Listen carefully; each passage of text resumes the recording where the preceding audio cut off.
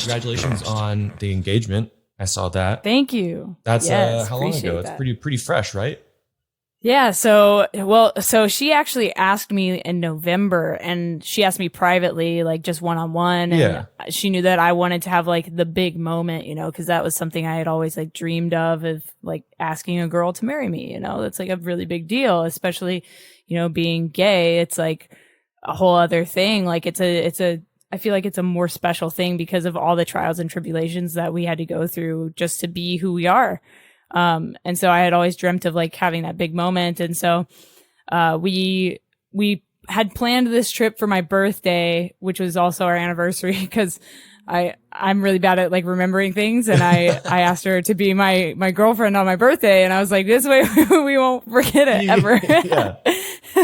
So, we had scheduled this trip, and she's a bartender, so her schedule like changes every week. So it's like kind of difficult for her to get like days off. And she's like the MOD, manager on duty, like that kind of stuff. Okay. So she's pretty high up, you know, in the company, and they're giving her more responsibility. So it's even harder for her to get days off. And so like a week before we were supposed to leave, she got her schedule, and she was like scheduled 2 of the days we were supposed to be gone. And so we were like freaking out, and we were like, we were like, oh my God, no, we have to go on this trip. And I was even more freaking out because I was like, I'm going to ask her to marry me. Like, we have to go on this trip, you know? Yeah. So it ended up working out. She got covered, which is awesome. Like, super grateful to the people at her work for doing that. And, I had like wrangled her friends into the whole thing, because she initially wanted her friends to be there. That was like her thing. She was like, my friends have to be there, blah, blah, blah. And, I was like, well, I want to kind of be private and have like a moment with her. So I ended up FaceTiming her friends, and I was like, hey, we should like show them this beautiful waterfall we're at. And she was kind of confused. She was like, why? Like, and I was like, oh, you know, they probably want to see it. So I like set my phone down with them on FaceTime, and then I popped the question, and she was like, oh my God, like this is happening. And it was amazing. You know, it was absolutely incredible. And then we spent 2 days up in Monroe, Washington, going to like a bunch of antique shops. And we got some tattoos up there. Like, I love getting tattoos when I travel. And so we got some tattoos while we were up there, and did some antiquing, and then spent the last day in Seattle, which is one of my favorite cities. So it was a great trip, you know, and just an awesome memory we'll have like forever. Yeah. Oh, well, I would imagine. Yeah. Because I'm looking at the video you have posted on your Instagram, and I see the waterfall and stuff like that. So that you said that's in Wyoming? No, it's in Monroe, Washington. So it's like Monroe. So why did I say? I don't know. Okay. I mean, Wyoming's great too. What a beautiful place. I don't know where I got. Did you even say Wyoming at all? No, I said Monroe. Why did I think? I don't know. My mind is. I don't know. I had coffee too. It was a large cold brew, so I'm so you're amped. Yeah, that's awesome. So let's see here. Yeah, that waterfall is insane. Please tell me you brought your camera and took some photos of that. Oh yeah, absolutely. Yeah, I'm gonna print out. I'm gonna print out like a 20 by 30 of the waterfall, and we'll put that up in our house. And you know, it's like, speaking of like, you know, photography and prints and stuff like that. Like, first of all, I think that more photographers should print out their work, because I feel like we've lost that aspect of photography, like actually having tangible prints. Of course. Yeah. And so we're actually decorating our house, we have a townhouse. So I got like 7 of my photos from abandoned places printed out in 20 by 30s. And we're just going to like put them up all over the house. It's going to be sick. That's sick. Yeah. I have a print store. I recently just like maybe last weekend put up maybe 5 photos from like my touring stuff, because I'm trying to get like, you know, contact the artists, which they're my friends, so it's easier, but like try and get their okay. I don't have a what's it called, like a release form yet, but I'm at least getting like their consent. But before that, I had like a whole gallery of scenery stuff, so I'm trying to, but those aren't going at all. But the music stuff, the hour I put it up, I got a sale. I was like, what the fuck, like someone buy some scenery stuff. Right. I feel you. You know who you should talk to about that is Bryce Hall, because I mean, he's done prints on his store of like Motionless in White, and I think In This Moment as well. And so I'm sure he has some kind of I mean, I know he has an agreement with them, but I don't know like if he gives them like a percentage, or if he just like gets their permission and like has it like written somewhere that he can like sell prints of them. But yeah, he'd be the guy to talk to about that. And I actually need to talk to him about it as well, because I have so like thousands of photos of bands from over the years that I would love to sell as prints, and oh yeah, it's just one of those things where you got to make sure you get the permission to do that before you just do it. Cause I feel like a lot of people just try to get away with it and then they end up, getting sued or with like, legal trouble, which is never what we want. That reminds me of, I can't remember. It might've been all Warped Tours, but so I was on 3 of them, but there would always be like a vendor outside that would like travel with the tour, but in like a van, and they would sell prints outside. And like, I feel like they were getting in trouble because like no one had like consent to print their photos and stuff like that and sell it. So I was like, oh geez, I don't want to get sued. If I end up selling a bunch of prints, which would be awesome, I don't want to later have to pay that back if I didn't use like, a photo that has consent. That would suck. So I'm just trying to be safe. So I don't know. Yeah, for sure. And I mean, some people like will ask you for like a percentage. Like, for example, I went to Alaska to film content for a lifestyle creator, and awesome. It was the coolest trip ever. We were there for like 5 days. So we started in Fairbanks in this like cute little cabin and like went snowboarding, and we were chasing the Northern Lights, which is, a thing. Didn't get to see them because it was overcast, which is very typical when you're chasing. That's why they call it chasing the Northern Lights, because you're always chasing it. So we started up there, and then we took an 11-hour train ride across Alaska to Anchorage. And I didn't sit down for 1 second. I just had my camera out the whole time, taking photos of everything. It was the coolest thing I'd never been on like a cross country train kind of thing, or I guess cross state train like that.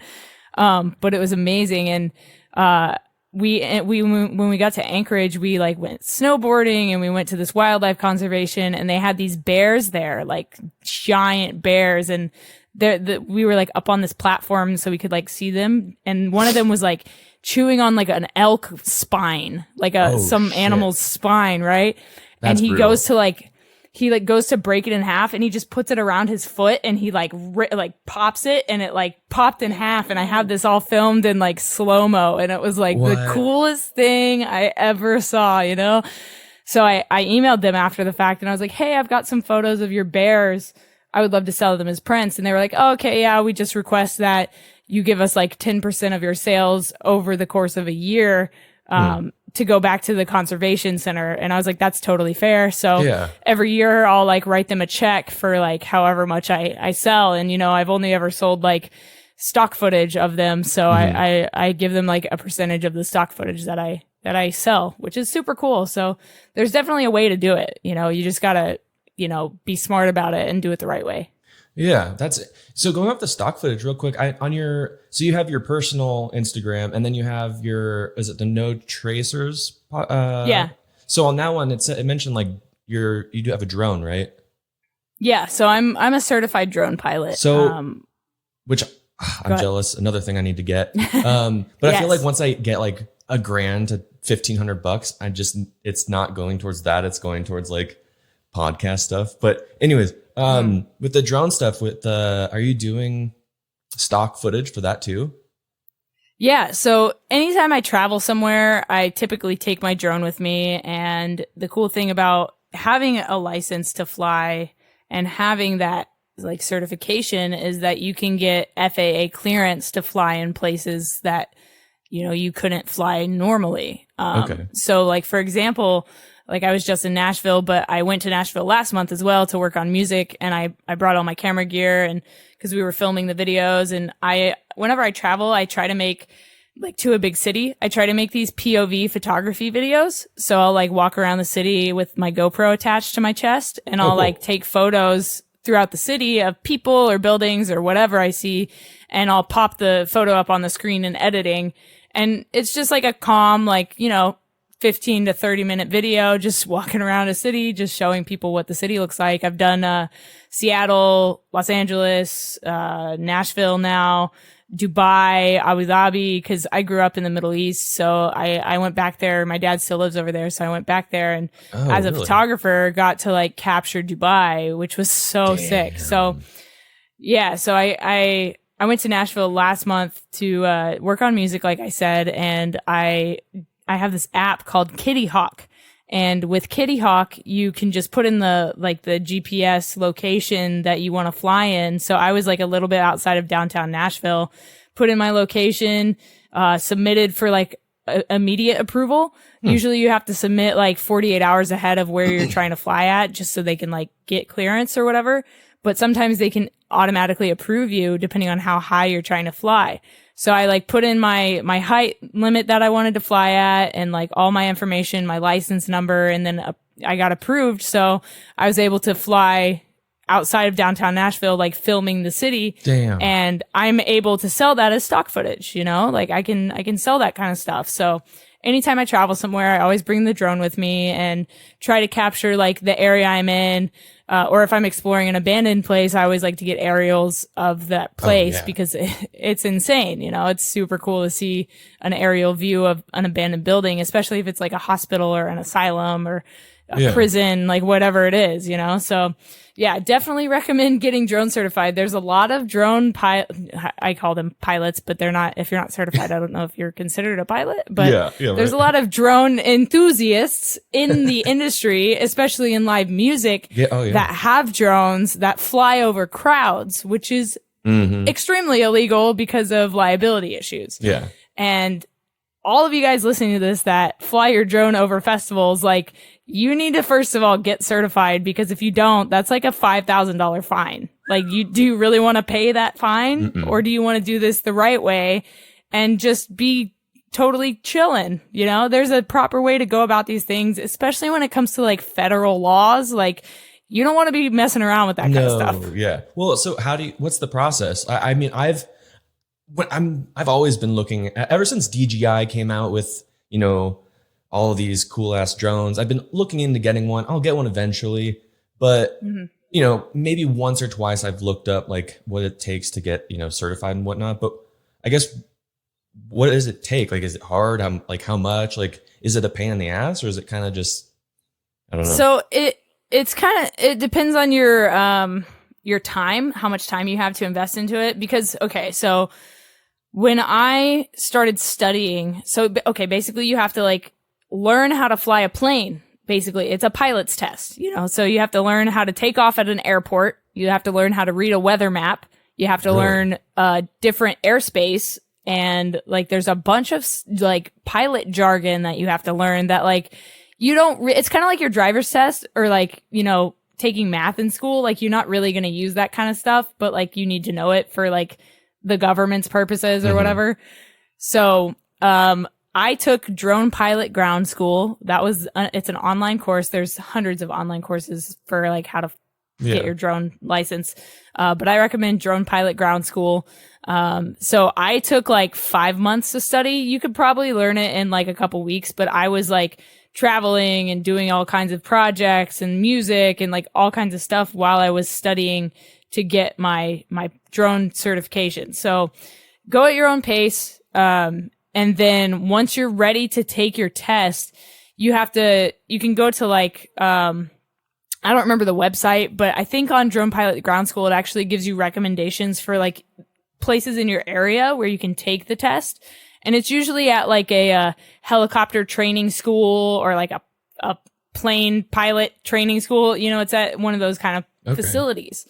So I actually made like a video when I went to take my test, and it was at a helicopter training school, and they had like helicopters sitting on top of the building, and like you have to walk around them. And it was so sick, like just being that close to like helicopters. And it was gnarly. People were like training and doing their pilot's tests for helicopters. And I was like, well, I got to take my drone test. Yeah, like, right. Little embarrassing. I'm here to take a drone test, but you know, so yeah, you go into the exam room. There's like a computer, like fill in the bubble kind of situation, like multiple choice. And it's very, very similar to like your car driver's test, where they try to like trip you up on the answers. Like, they're like similar answers, and you're like, great, I don't know if it's 57 or 57.2. You know what I mean? Yeah, right. But you need to know that shit. But you need to know like the exact answer. So I think you need like a 70 to pass. I got like an 87. And I was like, oh, thank God. Like, you find out immediately if you passed it. Okay. And the exam itself is like, the price varies, I think, depending on your area. Mine was $238 roughly. So I mean, you have to like invest in the course, which is going to be like $200 to $300. And then you have to invest into the actual exam, which is like between $200 and $300.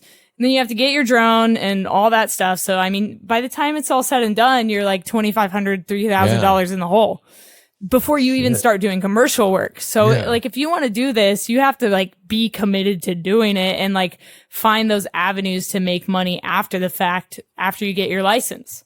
So that's the process of actually getting your certification. So I got my certification. They mailed me like a physical license that I keep in my wallet. That has like my name and my pilot license number. It's pretty sick. It's pretty sick. Check like, out my I'm not gonna lie. License, literally, like, so anytime you're flying and somebody comes up to you and they're like, "Hey, you can't, like, what are you doing flying a drone, like, in this random empty field?" You're like, "Oh, well, I have a license for it. Here you go." Like, go away.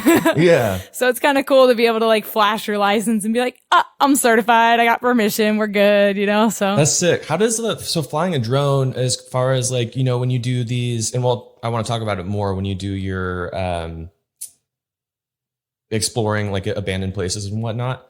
Obviously a lot of those, I mean, I've watched some of your videos and listened to one of your podcasts, and, you know, I forget who I was listening to, but he got like him and his girlfriend like arrested and shit like that. I forget his name, what episode it was, but, you know, there's alarms going off and people shooting at people and whatnot. But like, when you approach a place that is definitely maybe triggered with alarms, or, you know, like you'll get slapped with trespassing if you're there. What if you're flying a drone? Is it the same concept? Like, if you're flying a drone over a place that you definitely, you know, will get busted for trespassing?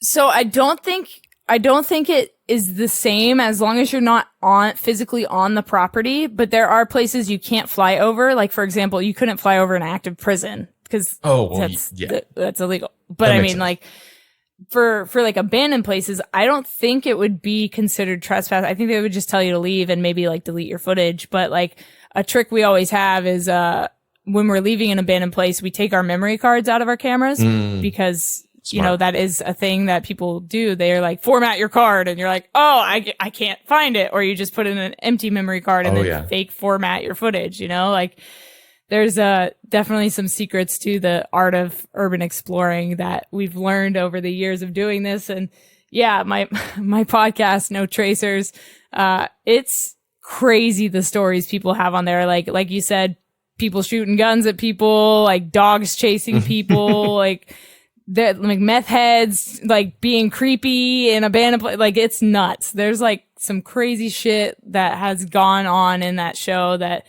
I'm so grateful that people are like willing to share their stories, because like I'm obsessed with this stuff, you know, and it's like, it's super cool to hear other people's tales of what they've gone through and why they do it. 'Cause it's not a normal thing to go into an abandoned building, especially as an adult. I feel like teenagers like don't care as much, but like as an adult, there are consequences. So it's like, it takes a very special kind of crazy individual to do this stuff. So. Yeah. Just for the listeners, and for you, so you know what I'm talking about. I believe the episode I was listening to was Arrest is Inevitable, Urban Exploring with St. John the Baptist. I think yes. Okay. Yeah, I was listening to that at work because like before I did this podcast, I listened to your other one. Was it Project Freelance? Project Freelance. On? Yeah. But I've heard some of those episodes, but I was intrigued with this, and I listened to that, and so that stuff's awesome. So I'm gonna definitely listen more. Yeah, it's so sick. Oh, for sure. There's an episode on there. I can't remember the name of it, but the guy's friend got impaled on a fence. Like his leg got like stuck on the spike fence. And there's like I said, there's crazy things that happen in these places. And, you know, like if you believe in ghosts or whatever, there's some ghost stories in there, which are pretty creepy. So definitely give No Tracers a listen. It's a very fun show. And I actually started that during quarantine because I was running out of things to do and work was slow. So I was like, well, I might as well, I can't like go out exploring. So I might as well like talk to other explorers and get their stories. And, you know, it kind of, it inspired this new wave of podcasters, which is sick. So now there's, the No Tracers podcast, which is mine. And then the only other one I know of, there's actually two, but I don't know the other one's name, but this guy, Greg Abandoned, who's like a pretty big explorer on Instagram. He just started a podcast as well called Chasing Bandos. And he does these like mini series. Like he did like a whole mini series with tour guides from Chernobyl, which is like a bucket list item for every urban explorer is to go to Chernobyl. And that was actually the first place he explored ever. Like his first exploration was to Chernobyl, which is like madness. So he does these like mini series on like, so he did one on Chernobyl. He did one on North Korean defectors, like people in North Korea that like got out and stuff. Like, oh, wow. So his podcast is super interesting, like the format. So yeah, definitely check out Chasing Bandos podcast as well. Another good recommendation. Going off of the thing that you said, you started the No Tracers podcast during the pandemic. There was a lot of people that started podcasts, during this because, well, nothing else to do. I'm curious with, things are opening up, obviously you just came back from doing a convention, things are it depends on where you're living, but even California is starting to open up and whatnot. Mm-hmm. What do you think there's going to be like a fall off of podcasts, or do you think it's going to stay the same? So I think there will be a little bit of a fall off, just because people are going back to work and going back to their quote unquote normal lives. I mean, you could say the same thing about, and so I make content on TikTok as well. And we've like the TikTok community, especially in the metal scene, we've noticed a decline in viewership because people are going back to school, which is mostly our demographic. But now it's summer, and so summer break is starting, so it might go back up. Okay. We don't really know what to do right now. Like we're all in this like limbo area as content creators, like what's gonna happen next, Right. So it'll be interesting over the next few months to figure out what to do. Yeah. Well, you do so much. I mean, you have the No Tracers podcast, you have the Project Freelance podcast, you do TikTok, YouTube. You have one YouTube or two? I have two YouTube channels. I have channels.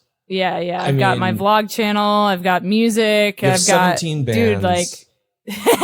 I'm just kidding. But I mean, you do all these covers. You're not wrong. Like what's maybe like I would say what's your day look like? But I don't know. I mean, I'm sure days might range, but like you're busy as all hell. Dude, the cool thing about it is that I get to do something different every day. And that's why I am a freelancer. That's like the sole reason I'm a freelancer, because like I've tried the 9 to 5 thing. Like I worked at a restaurant doing those like annoying photos where the person walks up to your table and they're like, "Hey, you guys want some photos of your family eating pasta together?" Like, so that was like my first gig when I lived in California, when I moved to California. And I was like, yo, this shit's for the birds. Like, I'm not about to like do this. So I've done that. I was editing for a guy for like 6 weeks, which turned into 10 weeks. And I had to drive up to LA every day. And it was like a huge commute, and like sat in an office editing his videos for him all day, every day. And I was like, this is so brutal, like so boring. And like, I didn't care about the content because he was like a content creator that was like basically teaching dudes how to talk to women in a respectful way, which like I appreciate that he made that content, but like that's not the kind of stuff I want to sit and edit for days and days and days, So I was like, I need to do something else. Like I need to be my own boss. And so freelancing is amazing. I get to do something different every day, work on a different project, work on music. And it's like, so a typical day for me is there's no such thing, like I don't really have like a routine, if you will. The only routine I have is like my home life with my fiance. Like we have like our morning routine, take the dogs out, feed our 27 animals that we have in the house. We've got tons of reptiles. So we've got so many animals to take care of. But, like other than that, like work life, like I don't have like a typical day. So like, unless I'm on tour, then it's like a totally different thing. Like, you know what I mean? Yeah. So you mentioned touring. Tours are coming back. You got anything kind of lined up? So I'm trying to line up a couple things as like a content creator. Some friends of mine are going on tour with a bigger band. I don't want to like say band names right now, because like I don't want to like, not get the gig and then be like, well damn it. I said it on a podcast and it's not happening. But I feel it, yeah. So my friends are going on tour with this like band that I grew up loving. And so I hit up the headlining band and I was like, hey, I I know you guys are going on tour with this other band. I would love to do double duty and do content for both of you guys because I've done that before. I can manage to do content for two bands every night on tour. It's not that difficult. You just have to like, you know, not sleep very much. It's fine. It's fine. It's tour life. Used to it. Yeah. So, I'm trying to jump on a tour, and then my band Matriarchs, we've actually got a couple shows booked. We're playing Rebel Rock in Florida in September with like Slaves and Volbeat, and POD is the headliner. Oh shit. So yeah, that'll be sick. And then we get to go to all 3 days of Rebel Rock, which is going to be sick. And I also have a photo pass for it. So I get to like shoot the show, which is sick. Yeah. Which is another perk of like being a musician as well as a content creator is that I can like make extra money while I'm on the road because I can work for the other bands kind of thing. That is smart.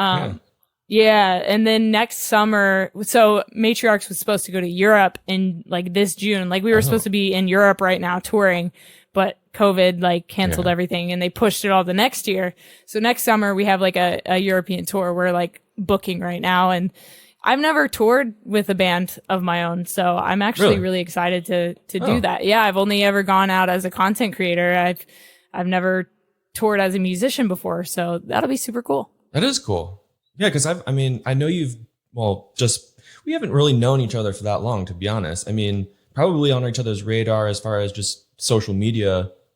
I don't know, for maybe a few years or something. I don't even think we've probably been on like a Warped tour together, like once or twice, but I mean, I've always known you as, I've seen you do like guest vocals on stage on Warped Tour and stuff like that, but like predominantly have known you as like a content creator. So for you doing all these tours as, you know, photographer, videographer, etc., now you're going to be able to start touring with your own band. I think that's pretty sick.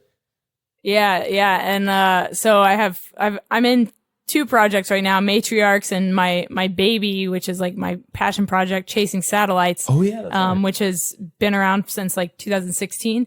So Chasing Satellites has always just been myself and like a writer producer. I've never had like an actual lineup, which is why I've never played shows with Chasing Satellites, but I now have a manager for that project. And so we're going to get members, obviously. And we're talking to like labels right now to see if that's the direction we want to go, for potential like opportunities there. I have like all these goals for Chasing Satellites just because it's so like space themed, and like I have 2 songs about Elon Musk because I'm obsessed with him because he's a genius. And like I have this goal to like play at a SpaceX rocket launch because NASA live streams the rocket launches. So like imagine Chasing Satellites was seen by millions of people. Yeah, it would be super sick. So that's a big goal of mine. And a couple years ago, I got to go behind the scenes of NASA as a content creator. They like invited me out to like go see NASA. Yeah. So I spent like 2 days at NASA, which is like any photographer's dream to like go look at rockets and like that kind of thing. So got to go to NASA. I've got to do so many cool things as a content creator that like I'm so grateful that this is my job and I get to do this every day. Damn. So obviously I know from seeing on social media, and you just said as well, you know, love Elon Musk, and he's very into was it simulation theory? Yeah. What's your thoughts on that? I mean, I wouldn't put it past the simulation creator. Right. if we're in a simulation, you know, like some of the things that happen in this world are like so coincidental that you're like, wait, was this planned? Suspect. Like even, oh my God, dude, yesterday I made a post on the No Tracers Instagram, just like a throwback. Like, so me and, this guy, Ryan, we went out into the desert, like, in 2018, I think, or 2019. I can't remember what year it was. It's been so long. And we went out to these abandoned trains. It's like an abandoned Amtrak train, just out in the desert, have to like hike to it. And it's like 115 degrees outside, you know, just boiling hot. So we're leaving the trains to go back home, and it's super close to the Mexican border. So there's like border patrol sometimes. And we were like warned about that. And we were like, oh God, like Ryan's from Canada. We can't get caught by border patrol. Otherwise we're fucked, you know? So we're like leaving, and all of a sudden behind us we hear, ah! hey. And we're like, oh shit. Oh no. It's Border Patrol. So we like pick up our pace and we're like, we gotta run. And the guy all of a sudden behind us, he's like, help. And I'm like, oh, is this person like actually need help or like what's going on? So we turn around. Dude is like stumbling out of like the distance, like a mirage, just like, like overheated. So him and his buddy had been out there since like 9 a.m. riding their dirt bikes, just in the desert, right? Yeah. And their dirt bikes overheated like 5 miles in. Ooh. So they had to walk back with their bikes, and that's like rough. 5 miles in 115-degree weather. Their water had fallen off a cliff off of the bike like earlier that day. Oh. So they had no water.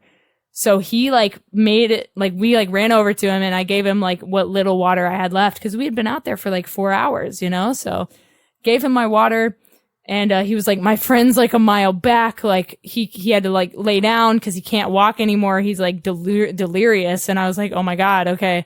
So I sent Ryan back to like civilization, which we had no phone service where we were. Mm-hmm. So he had to walk like 15 minutes down the train tracks to a nudist colony of all places. Sweet. Call the fire department. So he called the fire department. The fire department comes out. I find the other guy, like he's like laying next to a bush. And I was like, bro, like I have like no water, like literally like a swig of water left. Like, please drink this.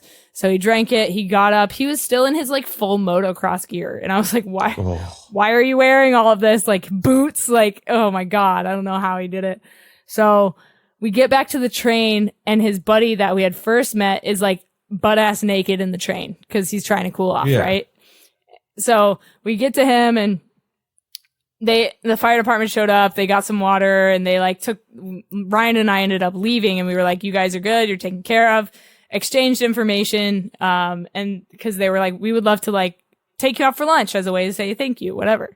So they were cool. We took a picture together, and I was like, damn, I wish I had vlogged this whole thing because this is crazy and no one's going to believe this happened. And they were like, you should have. And I was like, no, God damn it. Like shoulda, woulda, coulda. But it was like one of those things where I was like, this is really intense. Like, I don't think I should film this right now kind of thing. Yeah. Just like, but like after the fact, I was like, damn, I should have filmed that. But so I post that yesterday, like the photo of them and like a couple photos of the train and that kind of thing. I get a text message from this guy that I made content for. He's a Navy pilot, right? He wanted like a lifestyle video. So I filmed this like video of him inside his helicopter. Super sick video. And he texted me yesterday and he's like, yo, what's up? And I was like, oh, nothing. Just at this convention in Nashville. And he's like, I just liked that photo you posted on Instagram. I know those guys. What? That's they funny. Get this, they were rescue airmen. They were rescue airmen and they needed rescuing that day. That's like, funny. what? So it's just crazy. He was like, yeah, Brian and Nick. Like, I know those guys. They were in my helicopter. And I was like, what is this world? How is this world so freaking small? It's nuts, dude. It is. Like, weird. I'm blown away every day by like coincidences like that. Yeah, all of that, like small world instances like that. And, when you think about, that reminds me, I have to finish watching it. There's a little documentary thing on Netflix. I think it's called A Glitch in the Matrix. Mm-hmm. You should check it out. It's really cool. Like, yeah. I think we only got like 20 minutes into it until like people came back to the house. And I was like, I actually really want to pay attention to this. I don't want to like get distracted. But I think you should check it out. It's pretty interesting. Is it a documentary? Like what kind of? Hold on. I have my computer. Netflix. Let's see here. But yeah, that whole. What's up? I'm writing it down. I want to watch it. Let's see. A Glitch in the Matrix. Whoa, I spelled that wrong. Shit.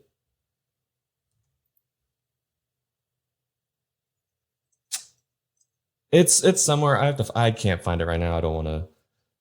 It's all good. I'll figure it out. Yeah, I can send you a link, and I'll put links in the show notes and whatnot. But yeah, it's Perfect. Really interesting. A lot of facts and a bunch of names. Like I actually have like a 14-page thing on my phone that this guy wrote about like, are we in a simulation?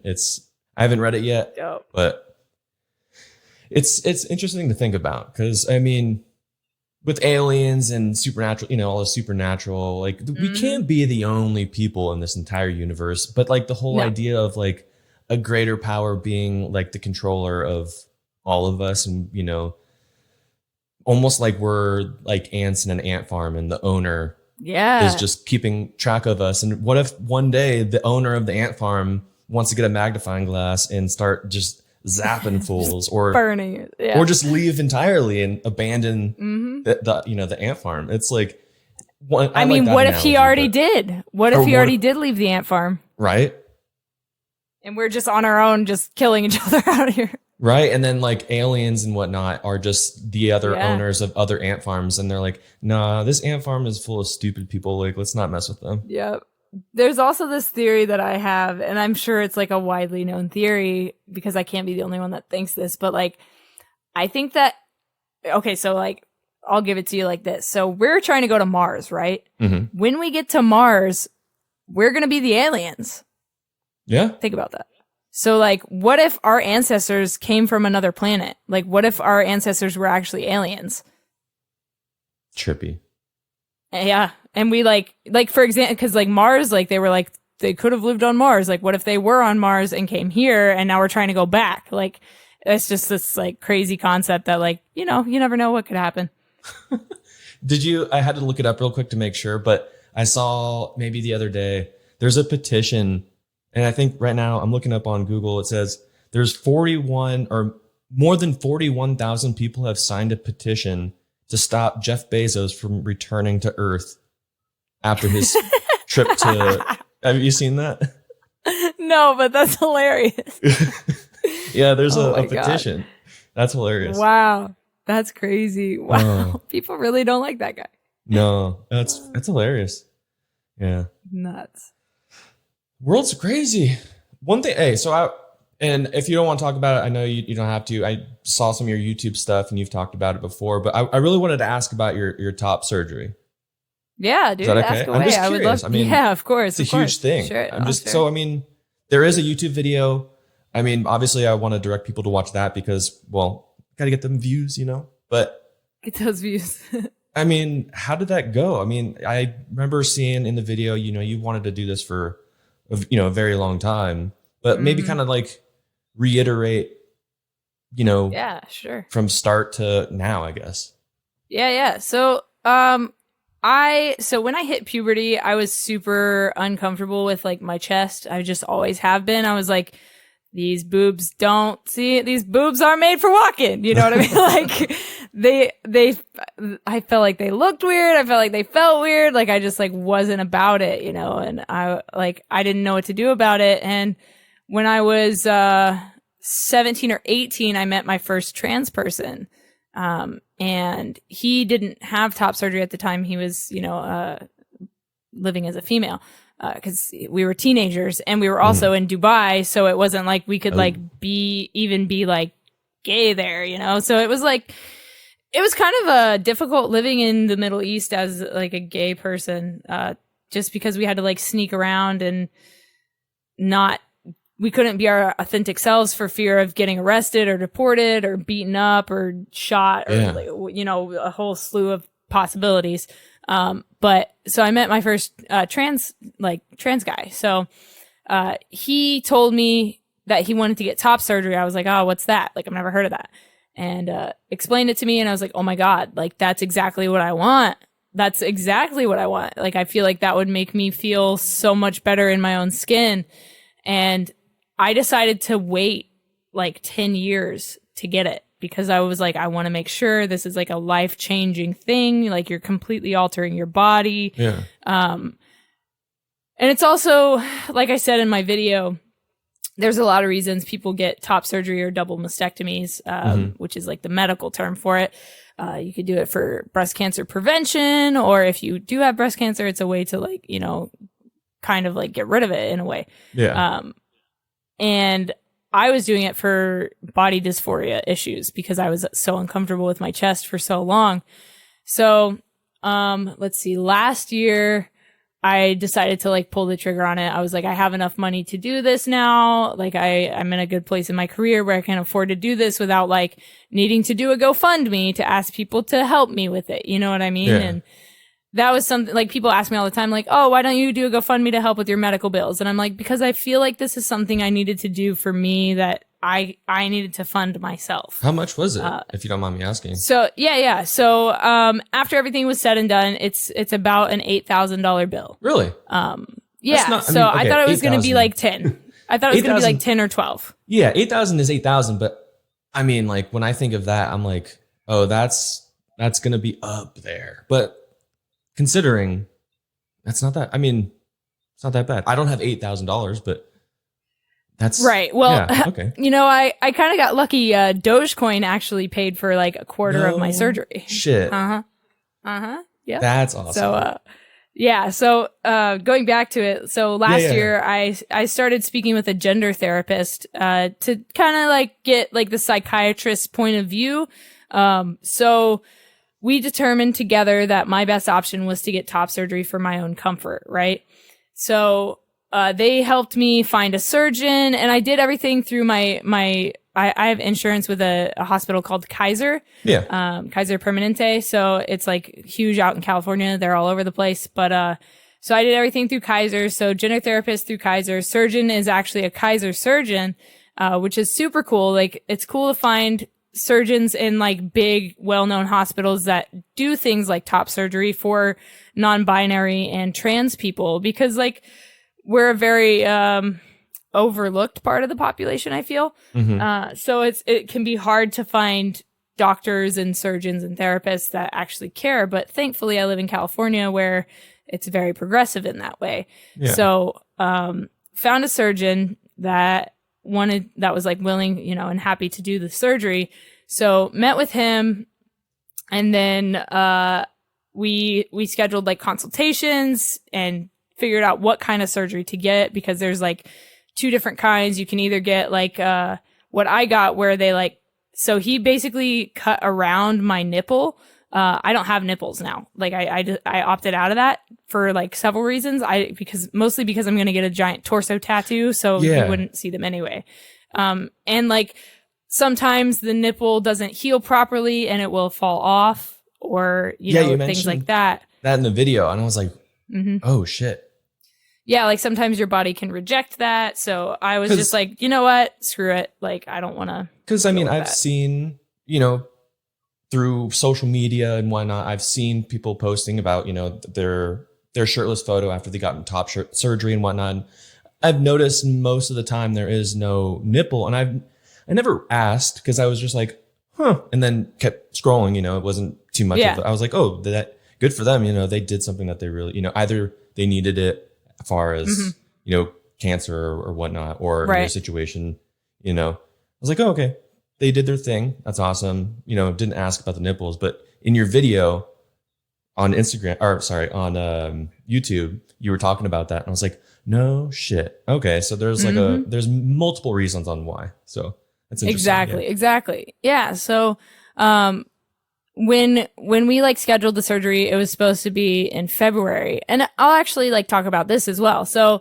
I used to smoke a lot of weed. Before that I was straight edge. But when I was like 21, I got introduced to weed when I lived in California, and, I was having like trouble with my appetite and things like that, and like body pains for like, because I like overworked myself as a camera operator. So somebody was like, you should try weed. And I was like, oh, okay, cool. And I was like, oh my God, this is incredible. But, after a few years, it started making me really paranoid. So I was like, I need to stop smoking weed. Like this isn't helping with what I needed it for anymore. I'm just doing it to do it now. And, you know, and I like, don't like that. I don't like the thing that becomes a habit that isn't like necessarily good for you if it's not helping you. So back in February, my surgeon told me 60 days before your surgery, you have to stop smoking weed or smoking anything, because your lungs have to be healthy in order for you to heal properly. So I was like, okay, this is my opportunity to like stop smoking weed. So I quit smoking, and then my surgery got postponed because of COVID restrictions, right? So I was like, well, I'll just not smoke weed until the surgery's over. Sorry, there's like an ambulance going by or No a problem. fire truck. Just give me a second. It's going to come good? down the street. Here it comes. Woo! A ambulance. Okay, there we go. All right. So I was like, okay, I'll just like stop smoking weed for a while. And then my surgery got scheduled for May 7th. And I was like, cool. Super excited about it. My mom actually flew in for it. Like she didn't really understand it until she saw a non-binary person with top surgery on a TV show, you know? And she called me. She was crying. She was like, I get it now. Like, I totally understand. I want to be there for your surgery. And I was like, oh, Mom. Okay. That's cool. So my mom flew in for my surgery. My now fiance was there with me, and my best friend, Justin, who is also a photographer, was there, for my surgery. And it was kind of weird because of COVID restrictions. Nobody could actually go into the actual like pre-op or post-op area with me. I was by myself, which was like kind of trippy. But like trippy, yeah. all the nurses were super nice and super accommodating and like telling me stories about their lives. And like one of my nurses was like one of the first nurses in Dubai back in like the 80s. And I was like, this is crazy. Wow. I lived in Dubai. You lived in Dubai. Like, what the fuck? The world is so small. Another like weird coincidence, you know? And Yeah. so I remember the surgeon coming in, like drawing. So they take a Sharpie and like draw the lines where they're going to cut, you know? Okay. So he like drew everything. And then I remember like, laying down, they rolled me into the operating room. And this is always the weirdest part when they're like, okay, so breathe deep 10 times. So I got to like my third breath, and then all of a sudden I opened my eyes again and it was over. I was in the post-op area and I was like, wait, what? What happened? Yeah. It's such a trip. Like if you've never had surgery before, like I don't recommend it, because like, you know, surgery is surgery, you know, it's a very serious thing. But like if you ever do have surgery, like it's kind of trippy, like just going to sleep and then not remembering any of the however long your surgery is, and just like waking up after the fact. It's such a trip. Did they say how long it took? Or you So probably know. Yeah, so they estimated that it was going to take like 2.5 to 3 hours. I was out of there in like an hour and 15 minutes. So quick. What? No, really? Yeah. So he was like, we didn't have any complications. There was like, it went super smoothly and you're all good to go. And I was like, what? Okay. All right. Wow. It That's was impressive. nuts, dude. Yeah. Super impressive. And like a lot of people have these like really gnarly like scars from their top surgery. Mine are like super thin and small. And I was like, my surgeon killed it, y'all. Yeah. Like everybody go to my surgeon, please. Dr. Tuckler, like he is the man for sure. And then you're getting a full body torso, you know, or a full torso tattoo. So Yep. That's going to be insanely sick. It's going to be so sick. And like, so I've already been to the beach without my shirt on, and like everyone's like, how does it feel? And I'm like, it feels like it should have been like this all along. Like this is how it's supposed to be. Yeah, I was curious. Of course, you know, you did the top surgery because, you know, it's what you wanted and you know you'd feel, you know, more comfortable in your body doing that. Mm-hmm. But I was imagining like, of course it's relieving, you know, I guess the first time probably at the beach taking your shirt off.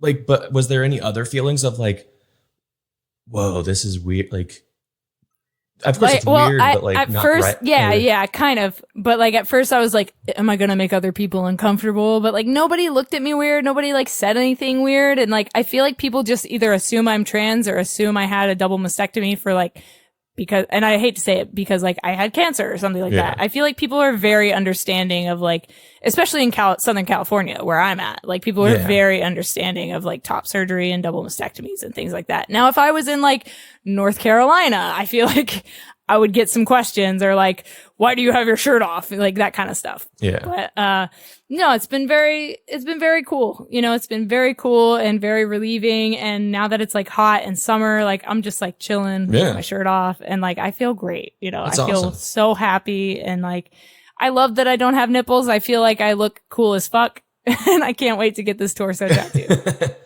Yeah, are you all healed up or? Yeah, so I'm like this will be my 7th week post-op. So I have full range. Like I can like do whatever I want. I can go back to working out, which is awesome. I haven't been able to work out in like 7 weeks and I'm just like itching to like get back to that. So I have no restrictions now. fully like healed, quote unquote. Of course, my scars will like diminish over the next like year. My surgeon said I could get my tattoo now, but I think I'm going to wait a little longer, like maybe like 4 or 5 months, just because it's kind of painful to tattoo over scar tissue. I would imagine. So yeah. And I want to find the right artist to do the tattoo, because it is going to be such a intricate piece. And I'm actually talking to Laniel, who used to play for Let Live. He used to play drums for Let Live. Now he's playing drums for Miguel. He and his wife actually own a tattoo shop here in San Diego. So they're helping me find an artist to do this massive piece. So I'm super excited about that. Laniel? Is that how you say his name? Lonell? Lonnie? Yeah, I call him Lonnie. Yeah, I call him Lonnie. So I don't know, like, yeah. Yeah, okay. Because you said used to be the drummer for Let Live. I was like, wait a second. Mm-hmm. Yeah, he used to be a drum tech for Tina. When I've been me, like touring with the Mice and Men since like 2010. Yeah. So like I know him really well. That's sick. Yeah, super sick. Like, what a cool guy. And now he's drumming for Miguel, which is like, dude, that's huge. I mean, talk about like coming up, like, freaking Skylar from Issues is playing with 21 Pilots now.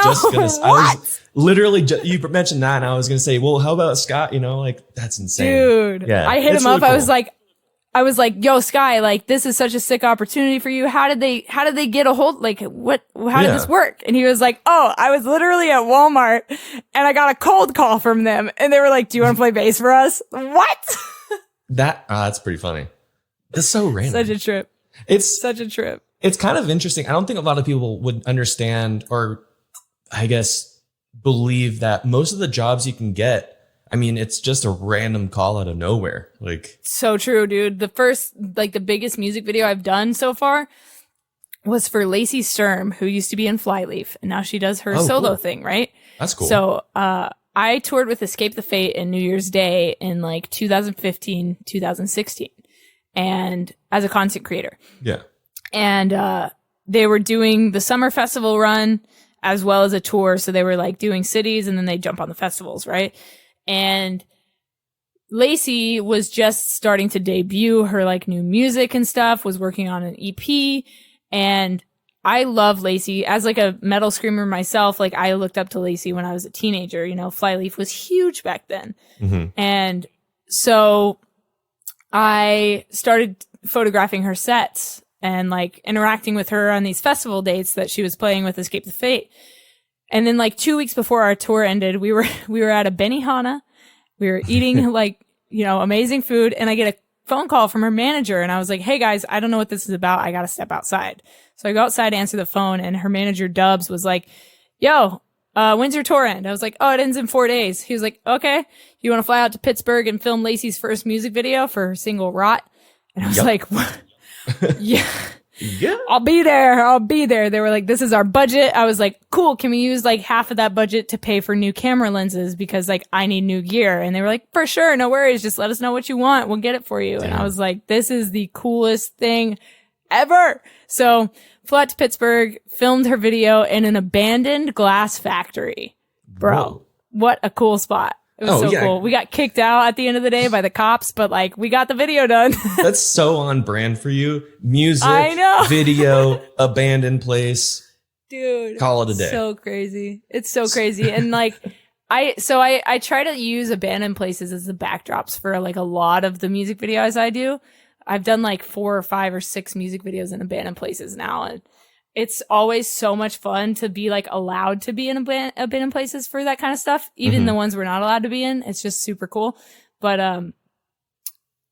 so now I'm shooting content for a shoe company, like advertisements for like Instagram and stuff. Oh, cool. They're called Prowl Shoes. And they just hit me up and they were like, hey, we want to do a Mad Max themed shoe, out in the desert. And in their email, they put a photo of that abandoned train that I was talking about earlier. I was like, oh yeah. I was like, I've been there. Like, no problem. We got this. That's cool. Yeah. I see on your YouTube, I think I watched it's like a 31-second little teaser thing. I didn't watch the full one. Oh, it's how to film an epic shoe ad. Yeah. I saw the shoe ad. That was really cool. Awesome. Yeah, it was sick, man. I love this kind of stuff. Like, I love getting to talk about freelancing and music and like I love doing podcasts. This is like if I could do podcasts like Joe Rogan every day, like shit, That'd be sick. I know, right? Yeah. If I was able to make my living off of it currently, that's all I would do. Mm-hmm. But I got bills to pay, and feel that ads aren't really there yet. So yep. Are you? I got you. Because I noticed, so you're more active on your No Tracers one, and I noticed on your freelancer one, it's kind of, I think like last month was your last episode. Are you taking a break or doing seasons, or what's your?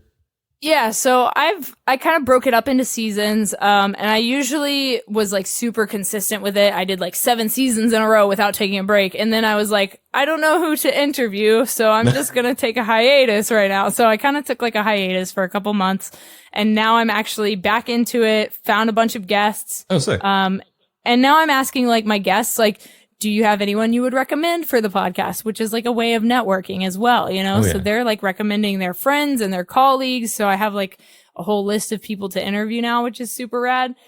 So season 8 will be coming out in August with some awesome creators, some awesome freelancers.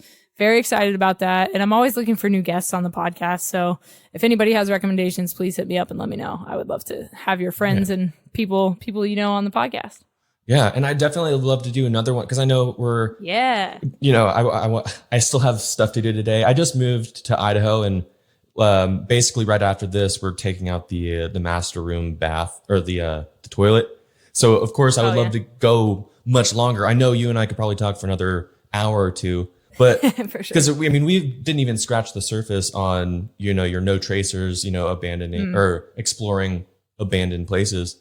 So maybe we'll do in the next week, couple of weeks, we'll do another one just talking about the No Tracers and stuff. Because I'm definitely interested in that as a photographer and videographer myself. Like, I've never really done any of the abandoned places. Like, I think the only place that was somewhat, I guess, abandoned was in Milwaukee, the rave, the pool under downstairs and whatnot, Jeffrey Dahmer shit.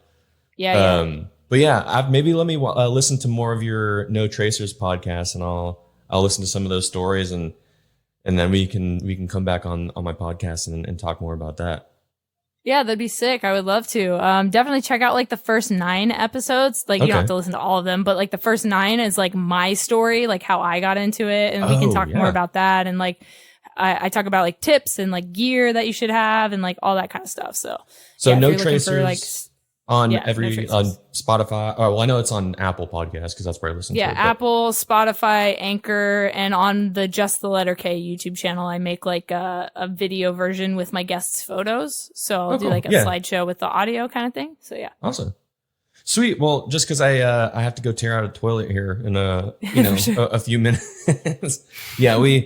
We started from scratch on this house, so there's a lot of stuff we got to do. But of course, I'd love to keep talking, but we need a toilet. So got it. Well, enjoy that. Yeah. Well, so you said your YouTube, Just Letter K. Just shout out the rest of the stuff where you want people to come check you out. All right, for sure. So I'm sure that you will put like in the description, like, of course, the whole list, because there's so many. But yeah, we have the Just the Letter K YouTube channel, which is like vlogs, travel stuff, how to like tutorials for photography, and some LGBT content.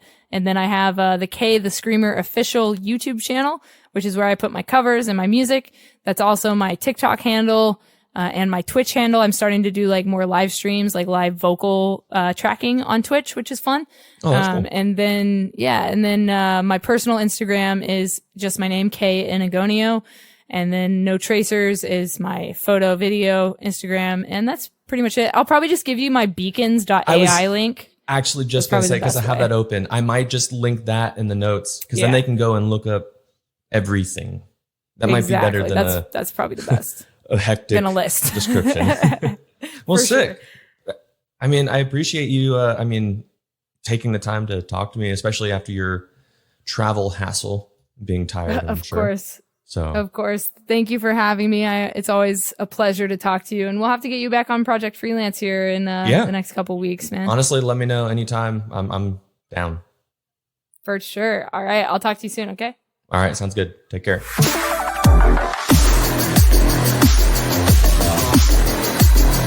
Podcast.